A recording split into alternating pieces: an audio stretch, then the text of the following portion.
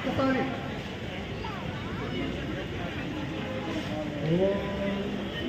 లక్ష్మీ నరసింహ ఉపాసకులు స్వామినారాయణ. మీ ఇంట్లో ఆవు పెట్టుకోవాల్సిన అవసరం లేదమ్మా. మీ పిల్లలకు స్వచ్ఛమైన దేశీ వాళ్ళ ఆవు పాలు తాగిపోయింది. ఆవు పాలు అంటే జెర్సీ ఆవు పాలు కాదు. ఆ ఆవు పాలు మహిళలు మొత్తం మీకు కృషి బట్టే గారు మిగిలిన మొత్తం చెప్తారు. ఏ దేశంలో అయితే గోవు మాతగా కొలవబడుతుందో అదే దేశము ఆవిడ తలనరికి విదేశాలకు ఎగుమతి చేయడంలో మొట్టమొదటి స్థానంలో ఉంది.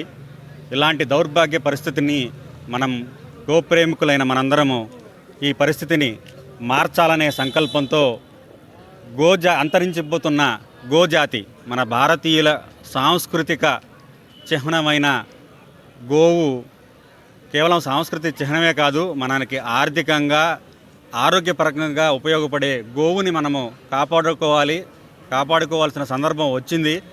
అయితే ఒక అరటిపండు పెట్టి పూజలు చేసి గోవు చుట్టూ 3 ప్రదక్షిణలు చేసి బాధ్యత అయిపోతుంది అనుకుంటుంది హైందవ సమాజం.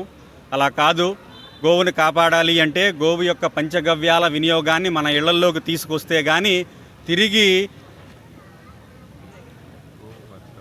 తిరిగి పూర్వ వైభవం ఏదైతే ఉందో అసేతు హిమాచలము మనము ఒక్క భిక్షగాడిలైన సమాజం ఎప్పుడైతే చూసామో అలాంటి సమాజాన్ని మనం తిరిగి చూడగలమని ప్రగాఢంగా నమ్ముతూ ఇలాంటి గోమహత్యాన్ని తెలియజేసే కార్యక్రమాలు 2 తెలుగు రాష్ట్రాల్లో జరగాలని మనస్ఫూర్తిగా కోరుకుంటూ ఈరోజు మన రాజు శెట్టి గారి ఆధ్వర్యంలో ఇక్కడ అత్యంత వైభవంగా దేశీయ ఆవు పాల పార్టీని మొదటి కార్యక్రమంగా చేస్తున్నాము.